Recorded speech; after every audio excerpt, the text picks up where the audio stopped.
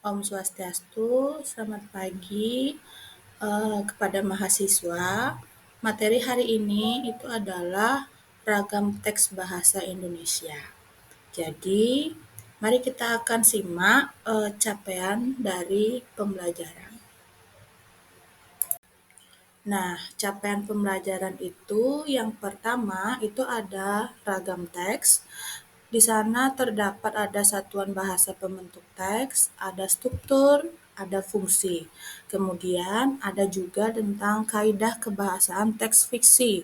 Yang pertama itu adalah struktur, ada fungsi, ada kaidah kebangsaan teks non fiksi, dan ada apresiasi dan kreasi sastra anak. Terima kasih. Nah, kita lanjutkan lagi. Ragam teks itu yang pertama itu ada teks faktual. Nah, teks faktual ini di sini terdapat teks deskripsi, teks prosedural atau arahan. Nah, yang kedua itu ada teks cerita. Teks cerita itu berupa teks cerita ulang, anekdot, eh, eksplum naratif. Dan yang ketiga itu ada teks tanggapan, yang dimana teks eksposisi, ada teks eksplorasi. Kita lanjutkan lagi tentang pengertian dari teks faktual. Nah, pengertian dari teks faktual itu adalah teks yang berisi suatu kejadian yang bersifat nyata atau benar-benar terjadi, tetapi tidak terlihat dengan waktu. Nah, itu dilihat dari KBBI tahun 2018. Nah, sedangkan kepada para ahli itu yang pertama itu adalah menurut Masun. Nah, dari tujuan teks faktual ini adalah mengarahkan atau mengajak tentang langkah-langkah yang telah ditentukan. Seperti itu. Kita lanjut dengan struktur dari teks itu sendiri. Struktur teks deskripsi dan teks prosedur atau arahan itu memiliki dua bagian, yaitu ada teks deskripsi dan kemudian ada teks prosedur atau arahan. Nah, kalau teks deskripsi itu menyatakan tentang pertanyaan umum dan bagian-bagiannya. Kemudian kalau misalnya teks prosedur atau arahan itu ada judul, tujuan, daftar bahan, dan juga terdapat adanya urutan tahap pelaksanaan, pengamatan, dan simpulan. Kita lanjut lagi, ada 3 teks, yaitu ada teks eksposisi, dan teks eksplanasi, dan teks tanggapan. Nah, teks eksposisi, teks ini berisi paparan, gagasan, atau usulan sesuatu yang bersifat pribadi. Nah, strukturnya itu seperti tesis dan alasan serta pernyataan ulang di dalam pendapat. Kemudian kita belajar tentang teks tanggapan. Jadi teks tanggapan itu teks yang berisi sambutan terhadap ucapan seperti kritik, komentar, dan sebagainya. Dan apa yang diterima oleh panca indera seperti bayangan ya, dan angan-angan. Kemudian ada teks planasi. Teks planasi ini adalah teks yang berisi penjelasan tentang proses terjadinya fenomena alam, sosial, ilmu pengetahuan, dan budaya.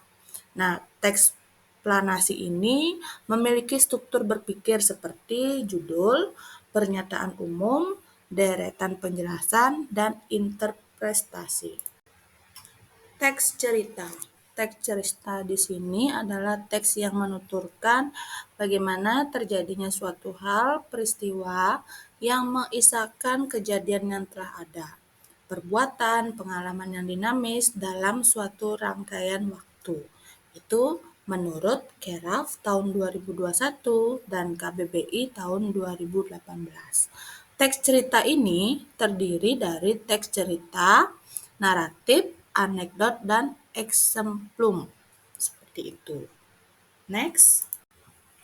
Teks normatif. Jadi teks normatif di sini adalah teks yang isinya ditulis berdasarkan sebuah peraturan, norma-norma atau peraturan yang berlaku, baik itu di lingkungan kenegaraan maupun hukum dan perundang-undangan. Next. Nah, pada bagian yang kedua ini, kita akan belajar tentang satuan bahasa dalam pembentuk teks. Nah, satuan bahasa ini memiliki dua, yaitu ada kalimat dan paragraf. Nah, kali ini kita akan belajar terlebih dahulu tentang klarifikasi tentang kalimat. Nah, klarifikasi kalimat ini ada berdasarkan dengan jumlah klausa, yaitu terdiri dari 3, yaitu ada kalimat tunggal, kalimat bersusun, dan kalimat majemuk. Nah, selanjutnya kita sekarang belajar tentang masih tentang klarifikasi kalimat, tetapi di sini kita akan belajar berdasarkan struktur. Nah, struktur itu ada 2, yaitu ada kalimat lengkap dan kalimat tidak lengkap. Masuk pada bagian ketiga, kita akan bahas di sini tentang jenis-jenis paragraf. Nah, jadi jenis-jenis paragraf itu ada deduktif, ada induktif, ada kombinasi, ada deskriptif, dan ada naratif. Selanjutnya, kita akan bahas tentang unsur-unsur paragraf. Nah, di dalam paragraf itu ada 2, yaitu ada kalimat penjelas dan ada kalimat utama. Nah, kalimat penjelas itu ada gagasan penjelas, itu ada yang pertama, kemudian ada gagasan penjelas kedua, kemudian ada gagasan penjelas ketiga, dan seterusnya. Kemudian baru kita akan bahas tentang kalimat utama. Kalimat utama di sini ada gagasan pokok. Terima kasih. Sekian dari materi saya. Dengan materi kuliah hari ini yaitu adalah ragam teks. Terima kasih adik-adik sudah mengerti dengan baik. Jadi saya akan tutup dengan para mesanti. Om Santi Santi Om. Selamat siang. Sampai jumpa di materi selanjutnya. Terima kasih.